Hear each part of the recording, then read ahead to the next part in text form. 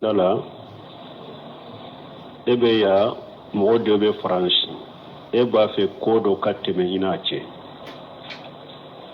yala ale bɛ faransi e bɛ se ka istikhara kɛ wa awɔ e bɛ se ka istikhara kɛ m'a fɔ i b'a kɛ min bɛ faransi i b'a kɛ o dɛ mais ni e b'a fɛ ni faransi dɔw ka baara kɛ ɲɔgɔn fɛ sisan aw ka baara kɛ ɲɔgɔn ɲɛ n ka hɛrɛ b'a la n ka hɛrɛ t'a la wa e bɛ se k'i ka istikhara kɛ ni ke hɛrɛ bɛ min na ni ala ye dusukun feere ka taa min na ko fula in na i ka hɛrɛ b'o de la i b'o kɛ mais mɔgɔ tɛ se ka to yɔrɔ wɛrɛ ou bien ni mɔgɔ tɛ se ka kɛ ɲɔgɔn kan yɛrɛ karisa istikhara kɛ ne ye makala mɔgɔ tɛ se ka istikhara kɛ mɔgɔ ye e yɛrɛ de bɛ sali k'i ka duwawu fɔ mɔgɔ t'a kɛ mɔgɔ ye dɛ mais e bɛ se ka kɛ ni mɔgɔ min b'a fɛ ka baara ɲɔgɔnya kɛ ale bɛ fɔ yɔrɔ wɛrɛ dɛ e bɛ yɔrɔ min e bɛ se k'i ka istikhara kɛ yɛrɛ ma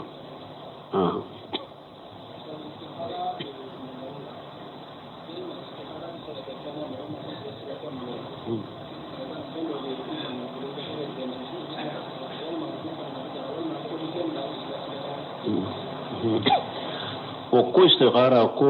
yala ko dagalen dɔ bɛ yɛrɛ b'a dɔn i ka hɛrɛ bɛ a la istikhara bɛ kɛ o de la ou bien sikalen bɛ min na dɛ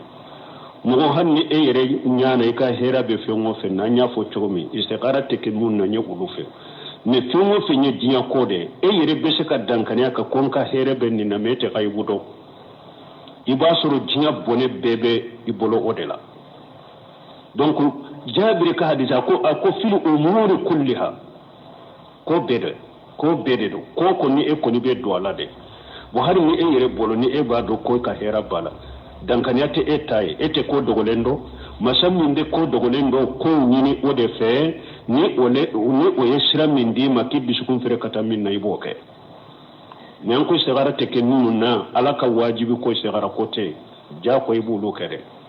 ala ye munu haramu ya ku to istighara kote ja ko buru to ide munu ye sunna ye nafila sadu nafila su istighara kote wulula ibe wuluke munu ye makaru ya kote istighara kote nununa istighara bi ka jiya ko koni ni hamina iba fe kake hari ni e yire bolon ka hera de benina istighara ke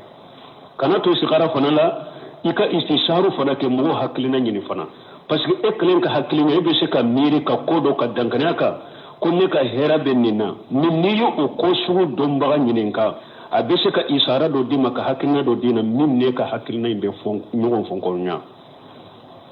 ani fone te ko dogolendo donc ibe istighara ke ka mo ka hakilina nyini mo nyumo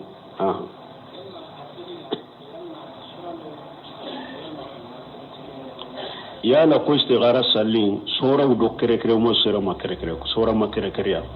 fatiha koni kofe fakhra ma tayassara min alquran fatiha kala ni kofe qur'ana yoro min kan nogoyima o kala ka fara fatiha ka duru sura ma kere na ama kere damuna sura ma kere ko be fo akono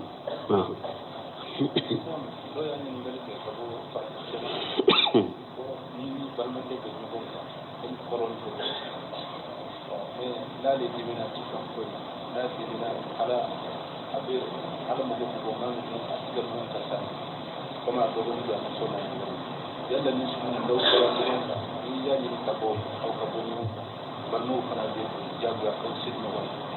هو سيد بدو bon ni nya min nyininka min ye balima ko ni sinju ko de akaka man ka kiri tige ola na nye fankelen ka kuma me ma fankelen ka kuma me oni mo mi ni ka balima do be nyogon ka ko aka jugu aka dimi ka teli ko soni na dimina mo min ko rabe se ka bo hari dogonu ka muso ni ko ka muso ni ya nyini ini ka bo nyogon ka ko be chogode abe hatagiya nunu na nyogona mo munun bu cela no bu kala halado kan nun ko sugu sara uma fengo fenye famme ko ni ko te fula ko de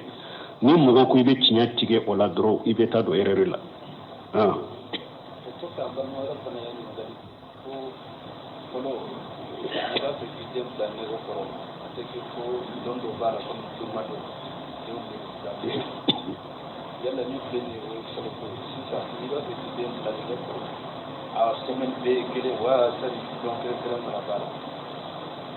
mo ko folo la ko ni ga fe ki den sigi nege koro don kere lende tumbu bolon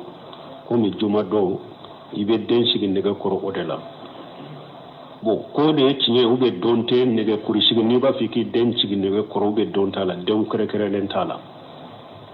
ka fo ni donde den be sigi nege koro ni don masina kana bolo ko kana sigi nege koro o don kere kere len te bul khaymu kumana nin ka kitabu kono tuhfatul mandud bi hakamul mawlud den yere ni kibariya be ka kitabu min kono wo ako den min ya bolo ko ni ka saliji ka bolo ko ako wakati kere kere len tala me ka ke a fitini wode kani wa salam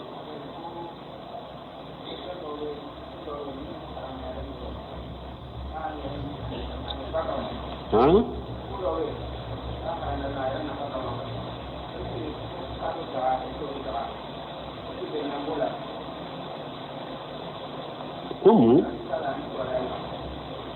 Kanan bla da kallar wani mutara yana shafi da yin islamai ga domin na polisi ne ga polisi na mai ga domin polisi na wannan jandarmeri a ko shafi da na yana da garin ana da garin shafi wala bo ko sarati jumambe ikado polisi ni jandarwa sarati jumambala sarati mimbala dron ni be se ka alaka wajibu kana takida ikana haramu ko ni ala sosoke sarati munun bala silamiya sariya jenani munya ni ala ye munun bilika batula wajibula ni obesha ka ke ubolo ni te tonyale ke te haramu kala ye ko munu haramu ye bolo ni tuke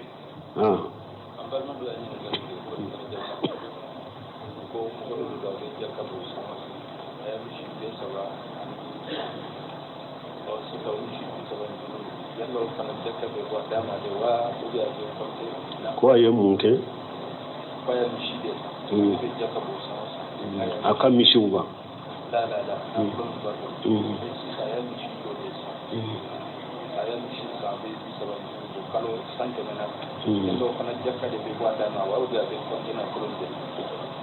bo ko amban make do ko abe jakabo sangosa me aye misi usa ye wori do takado misi ula misi bi sabani duru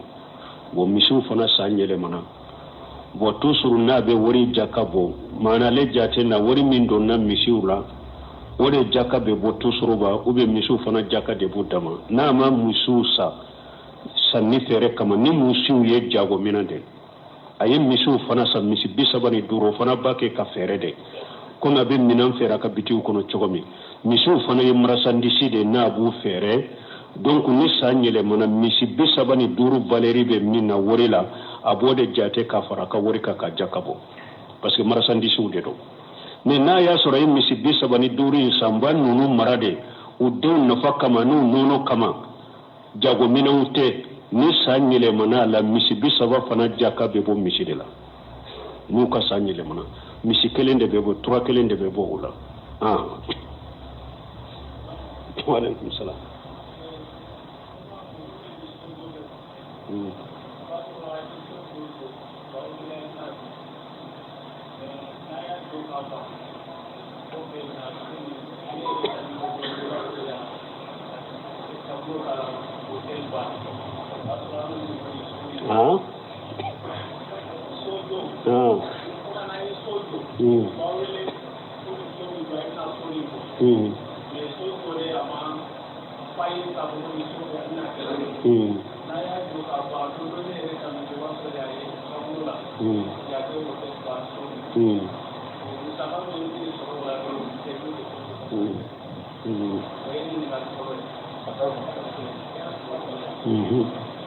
koni e mo mi nye sojo la e mo sonde be so de jo mo do ye e bilogele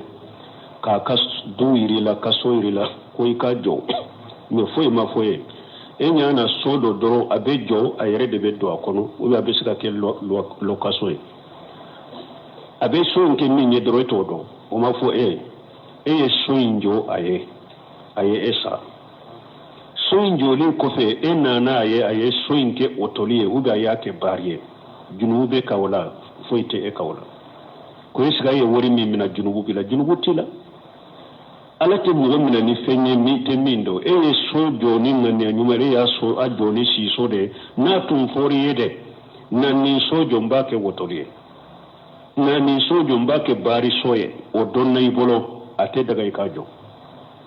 wala ta'awanu ala al-ismi wal udwan ala ko kana ni wonde me junuguni ya dala ni e woni la lesiri la soko ni bejo atigire abe sia kono uga abe sika bila lokasona e woni ko ka sojo odela eta do ko abake wotolie eta do ko abake barie o mafuye e soinjo ajolen ko fera ina na ken nunye foiti eka ye wori munumina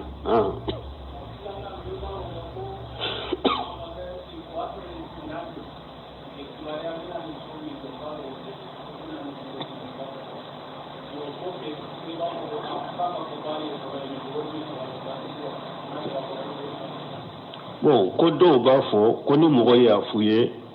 karasan nan ni sojo mbake wotolie ube karasan nan ni sojo mbake barie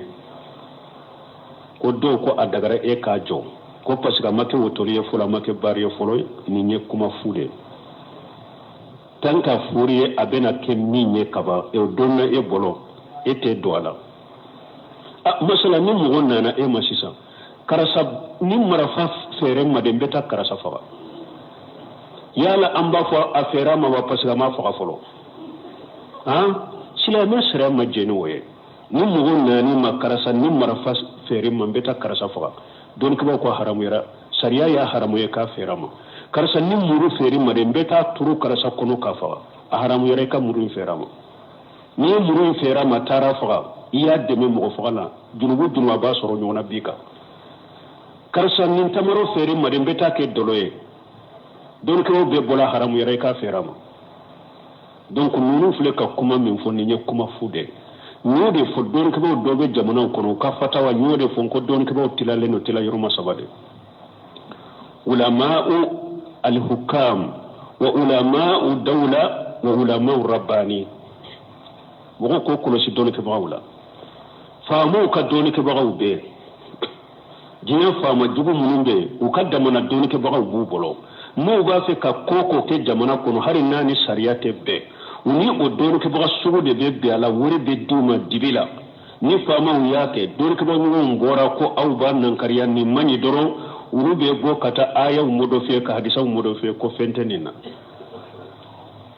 min kadi fama yedro ka fatawa ken o ye kasro delila jele untaka ulu ye fama ka doni ke baga ude ulama dawla jamana ka doni ke bawo be population ka doni ke bawo fana be ulu fana be jamana kono jamana min kadi jamae fatawa sugu min kadi jamae kuma sugu min kadi jamae na kan no ma population ma ulu fana be ulu de fatawa ke no de kam mo ni ndingo de nyine kam mo sago fodoro abenala tamaw ama be ama be na chilen tamaw be ma ko sitala no ya nyini dro kan no ya ke population ni o population fana musomana chema illa murahim rabbi ni allah hinala keren keren muute population fana musomana chema mo mo sugu de fe ko aka ko kanu kana karasanyi ni kade ni karasanyi ni kai ka ko ya tenya na boybulu aka ko ka gelede karasa de kanu go nyinen ka don ko ko nin tigide ma man tatabba urqasu wa qad tajandara ni mo min kanyini kali kera de ne ka don ko bawo lajede ube ko nyini kanyini ka ni min tan no yaran ko ke ko eye jindiri de jindiri ko munye munafaqi ko e jindiri de munafaqi de donc population ka don ko bawo be wulu fana be wulu be fatawa ke ni mo ni ndungode ni e bu nyini ka e be el lajede nyini kali na bado min kadi e doro be jabu ke ka donc o doni ke baga sugu de be ninjabu sugu ke ko tanke amake wotoliye amake ewa telemon kamake wotoliye folo ko amake ewa bariye folo ke e ka jo wote daga ye tanka foriye abeke wotoliye foriye abina ke bari de haram yara e ka deme ko manyi misali ya minfo ni mo wonna ko marafa sam ewa marafa di ni marafa inferum beta karasa fa ko e ka fera mai ka wuri mina pasga ma fa folo ate daga ka fera ma donc nin fana bo cego de la tanka foriye wotoliye do bari de do e kana ajoyi kana ya kabarala wala ta'awanu ala al-ismi wal udwan don ke baga sabane jumay ulama rabbani alaka don ke baga wulu ni ko min nana uluma wulu be dalilan najede qur'ana ani sunna ani salafu katabulo sebo yemu fo tabino yemu fo tabino yemu fo ala qur'ana ko fe hadisa ko fe ulubu ode laji al ilmu qala allah wa qala rasuluhu qala sahabatu ali ba kanyin kali jabu nu yoro de la qur'ana ko non ubu ijma'il umma ali ba kanyin kali jabu bo uru de la mo benna mo mi mafule ama be mafule ali makko shita ka jenyina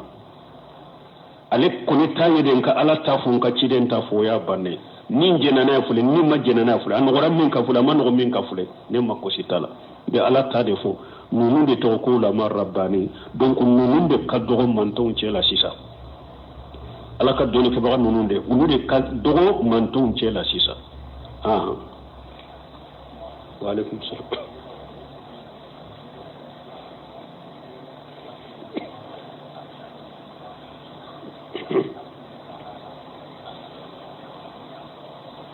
bon ni kalim ninke yadu silamiya sariya mdella ka fo yan ko furu na be siri Sheikh Abdallah Bumbaji ko mo nani kaye keneka furu keneka mo nani kaye keneka no mo nani sabatira keneka furu sirila furu sahalenye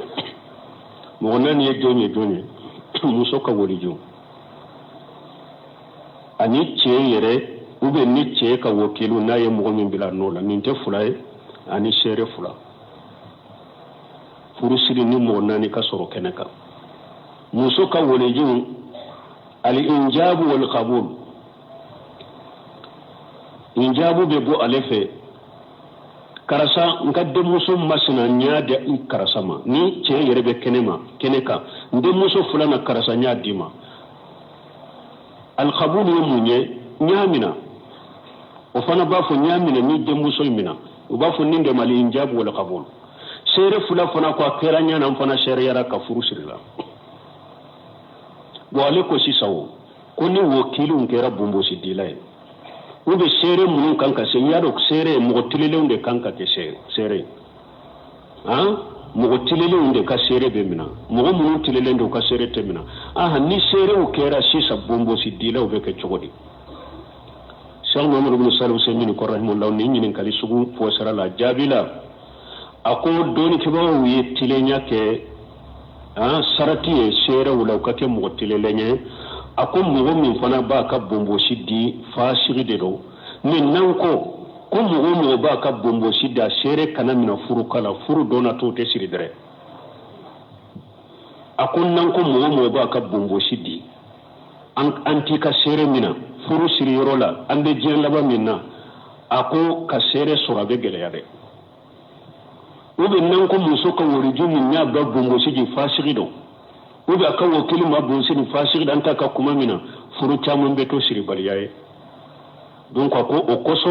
ni furu be siri hada mado ube bombo siddi chogo u ka dana ya nu ka limani ya nu ka lan sernya be nyi nye chogo mi doro ni mo mina na mbu mina o chogo la ka furu siri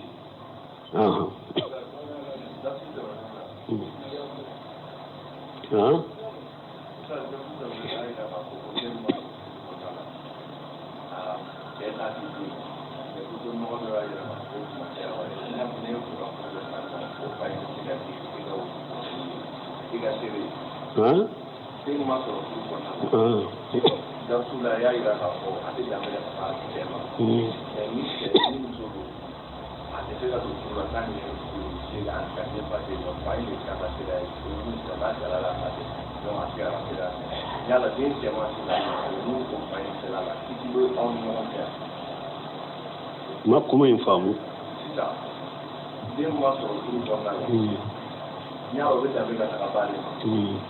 mais est-ce que ça arrive à une place là il a fait la meilleure façon parce que dans ce moment là il a la il y a beaucoup d'hommes au Canada est-ce que tu vis là Allahu alam la gara kiri ne tesa kumuka ko ko demi masrufula afate afaye ko an ko jiya kiru do dilolo be nyonna jiya kiru yere akan ne ka kuma famu ko ate do ka cinyala ite do ka cinyala nyode fofo itina ce ko ani abba de be nyon cinyata ba de be sika aka jamu ne ka fe kala me e fatate ma fu kiri su dilolo be ina ce ko e fatate ate do ka cinyala ite do ka cinyala ani abade do anyo de fo me ka fo yala ko kiribe o den suguni a fayin cillagar Allahu alam cillagar kirido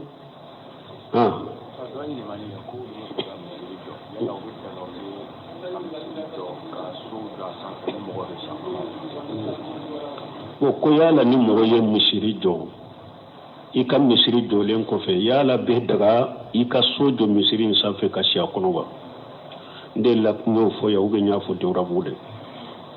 ko do ko ni misiri jora ko ni anka misiri namba kuna alhamdulillah jora to mi sisa kata fo do ma tara ko misiri de do do ko kata misiri sanfe la ya fo sankaba abebe konte misiri de هو الذي خلق يا أيها الناس اعبدوا ربكم الذي خلقكم والذين من قبلكم لعلكم تتقون الذي جعل لكم الأرض فراشا والسماء بناء دونك كو استنباط كن آية دلا على يدغ كلوك أوما دلاني كافين ساوي كسانفلا كبليه بو دغ كلو سانفلا بليده كو ولا دونك مو كدو يمنيه dugu kono ka tay ka do hakke fo sanfela bebe de ka kontula ima jamana wiya e ka jamana ima jamana wiye famo do urdu bu bolo u ka jamana do ka avion entré ko kana temenin ka sanfela yi wotewa parce que ka jamana kata jamana hakela duguma fo kata sankaba ale be ale de tay donc ko ni misiri fana jora misiri sanfela fo kata sankaba be misiri donc ate daga mogoshi ka shiso jola ate daga ko ke shiso e abe misiri konte de la ate daga ka fo ko be madrasa dilaka parce que misiri de ro abe misiri konte de la kata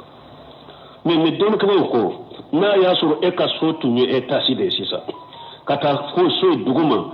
fo sampe abe tunye e taside mais en na hakilina yelema ka so duguma la be ke misiri e a daga ka shi ka sampe la parce que so de tundo sanfela ka soya ayem misiri koye e ka soye e tasi de sisa dugumala ni sanfela e nana haklina yelema kam ni dugumala ko be yelema ko ke misiri abe daga e ka so munumbo sanfe ka shiye olo mi ani misiri tara duguma misiri de folo dara duguma kata ate daga foye ka jo sanfe ni misiri te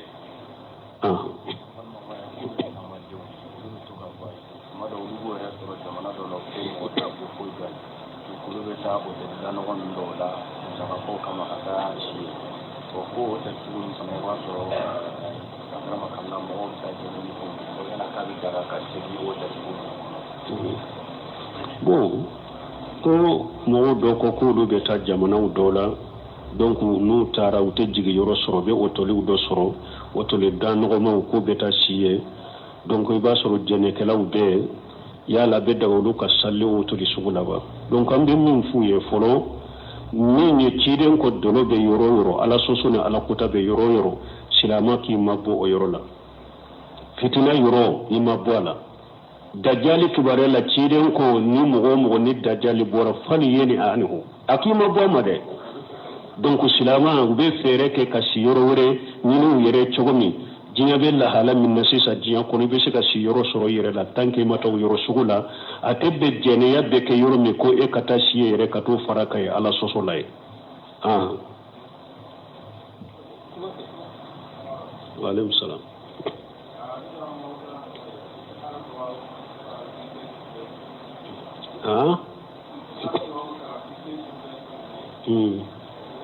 ko abe daga kai istighara duwa ke ki tentur lento wa an ko istighara be ke salamu ko fere ci da nya fo ka faraka de ikara kan fula salli summa liyedu arkan fula ko fere be duwa ka teke ki to salli kono salamu ko fere be istighara duwa ke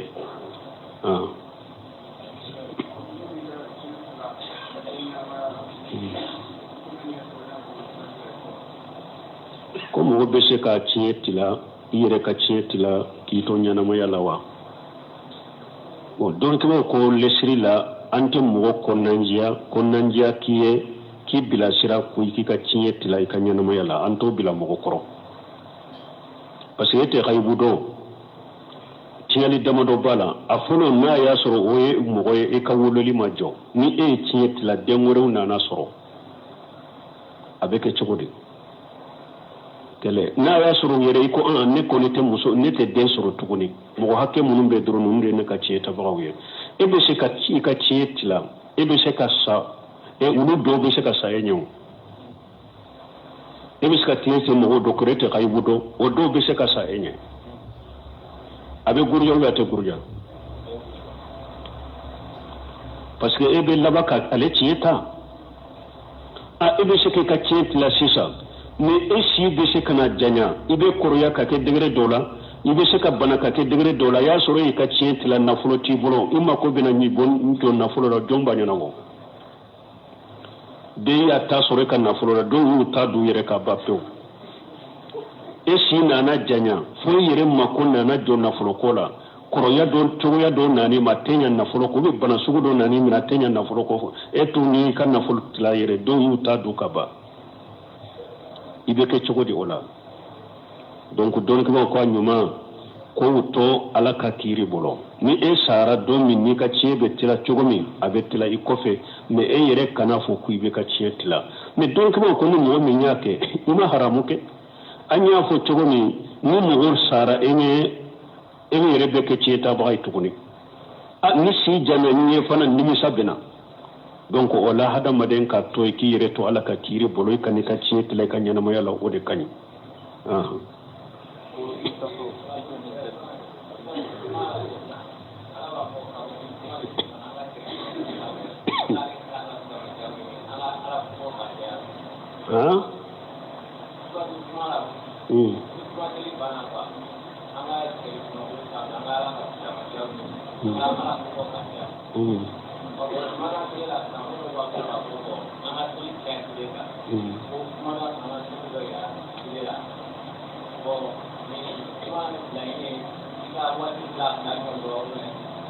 bon ninnu tɛ ɲɔgɔn wuli o n'i ye min fɔ ko ala ko ni sali banna fantasiru fil ardi wabtagu min fadlillahi wajkurullaha kasira u fila de farala ɲɔgɔn kan ale ko de ko juma don ko n'u ko ni juma banna ko an ka cari dugukolo kan an kan ka garijɛgɛ ɲini e m'o de fɔ wa ko minnu b'a fɔ ko i ka sali caya ciden kan ko ciden ko a ka saliw bɛ yira ne la juma don ko ninnu bɛ fara ɲɔgɔn kan cogo di e m'o de fɔ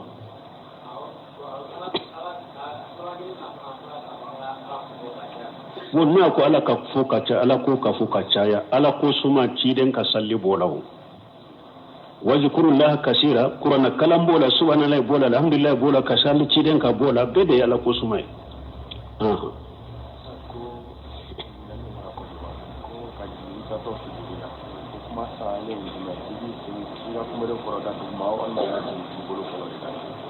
o ko ɲininkali bɔra ko dɔ wara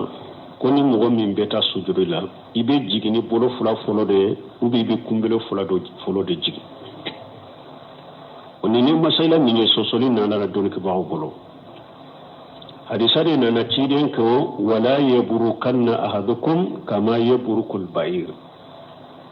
ciden ko n'a dɔ la kelen bɛ biri sali la kana sujudi la kana biri komi ɲaamɛ bɛ biri cogo min wali yada urkubatayhi qabla yadayhi nin nana Wa'il ibn Hujr ka hadisa la iki ka kumbure fula de nati i bolo fulage kumbure fula de kana bolo fulage hadisa na cogo do nana wali yada yadayhi qabla urkubatayhi na dola kilimbe biri akana biri ko minyame biri cogo min aya bolo fula de nati kumbele nya donc ni e riwaya fula de sosoli do don ko wonu ɲɔgɔn cɛ minnu ye bolo fula folo de kana u y'o de riwaya ta olu ko i kana ni bolo de minnu ye kunbele fula kana u y'o de riwaya ta olu ko i bɛ na ni kunbele de mais Ibn Qayyim a ye ni riwaya ninnu fara ɲɔgɔn kan a ka kitabu kɔnɔ Zadul Ma'ad fi hadi ghayril ibad ako hadisa fami riwaya min ko wali yada yadayhi qabla rukbatayhi an qalaba li hadis ala rawi ako min ye hadisa mafula hadisa nyele mana o de bolo min ye hadisa mafula akan ka furu wali yada rukbatayhi qabla yadayhi kuma be riwayat chogo na riwayat do na chogo me na chogo de kuma chogo de riwayat le ma bolo akoy kanani bolo e ikumbele nye riwayat le mana riwayat hadisa ye ure mana ni nya riwayat le mana o de bolo bon khaymu yo de fo donc ni kuma fula sahale ni nye woli yada urukubati qabla yadayhi parce que bevado ni nyame be biri abe nyefela folo de jigi o kofe abe kofe la jigi bo chide fana ko kana biri ko ni nyame be biri chogo mire ni nyame fana be biri abe aka nyefela folo de jigi folo kofe abe kofe la jigi donc chide ko e kana nani bolo fula de folo yifani ka e ka kumbere fula de nati i ka bolo fula nye parce que nyame ka bolo fula o be ya a nyefe shen fula de nyame be jigini ode chide ko kana jigini we donc ebi kumbele fula de nat nyame biri chogo nyefela fula de bena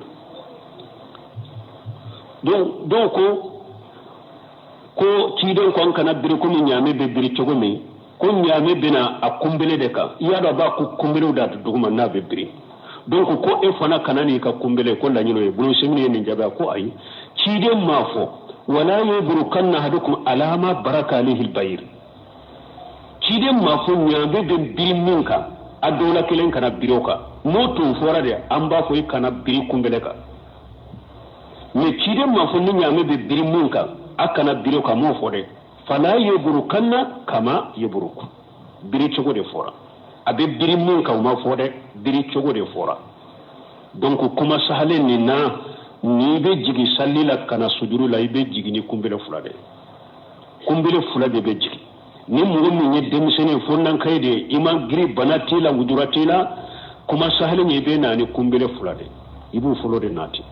ni don ko ya yira na ya sur mugo min ka giri ube banabe iseuna kumbele bana bula ube ujura wore bula uto sekan nani i kumbele nani boloye parce que kanani kumbele sunna de do gonna ya soro ka e korola de ube e far koro ka giri ube ujura be ela eto seka jigini kumbele jigini bolo fulay me sunna ko ni kuma salenye ninye ni ujurate darurate ibe jigini kumbele fulade سبحانك اللهم ربنا وبحمدك أشهد أن لا إله إلا أنت أستغفرك وأتوب إليك. ndala ebe ya mode be France eba fe kodo katime inache yala lebe France ebe ska istikhara kewa au ebe ska istikhara ke